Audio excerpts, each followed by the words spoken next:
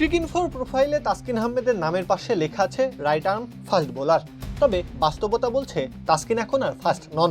নিজের পক্ষে 8-10 কিলোমিটার গতি হারিয়ে ফেলেছেন, তবে তার গতি কখনোই মূল অস্ত্র না। 4-5 নম্বর স্টাম্পে নতুন বলটা লেন্থে পিচ করিয়ে মুভ করানোই তাসকিনের মূল অস্ত্র, আর এটাই তাকে বিশ্বের অন্যতম সেরা বানিয়েছে। বছরখানেক আগেও ব্যাটার ড্রাইভ বা ডিফেন্ড করলে বল চলে যেত কিপার কিংবা স্লিপে দাঁড়ানো ফিল্ডারের হাতে।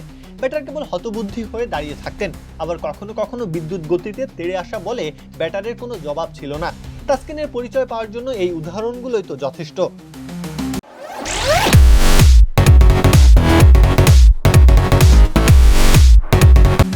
তবে সেই ধারটা হারিয়ে ফেলেছেন সময়ের সাথে সাথে। বারবার ইনজুরির সাথে লড়াই, মুটে যাওয়া শরীর আগের রিদমে কোনোভাবেই তাসকিনকে ফিরতে দিচ্ছে না।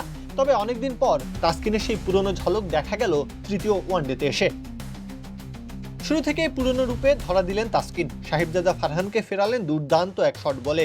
এরপর ভয়ঙ্কর ইনসুইংয়ে ফিরিয়েছেন মোহাম্মদ রিজওয়ানকে। অভিজ্ঞতা কোনো কাজেই আসেনি তার। ব্যাটারদের মাঝে সেই পুরনো ভয়ের বীজ আবারও বুনে দিয়েছেন তাসকিন। অনেকদিন পর নতুন বলে যতক্ষণ বল করেছেন মনে হয়েছে এই বুঝি উইকেট গেল। ব্যাটারদের পুরোটা সময় পরীক্ষায় রেখেছেন। এতে গেল নতুন বলে তাসকিনের ভয়াবহতা। পুরাতন বলে কি কম ভয় ছড়িয়েছেন?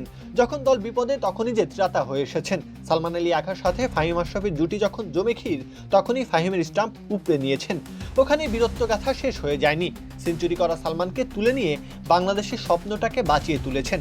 10 ওভারে শিকার করেছেন 4খানা উইকেট। শেষমেশ বাংলাদেশ যে জিতেছে এর পেছনের অর্ধেক অবদানটা যে তার নামেই লেখা। আর আকাশে বাতাসে স্বস্তির খবর একটাই, অচেনা হতে বসা তাসকিন ফিরে এসেছেন চিরচেনা রূপে। প্রত্যহ কাব্য, খেলা 71।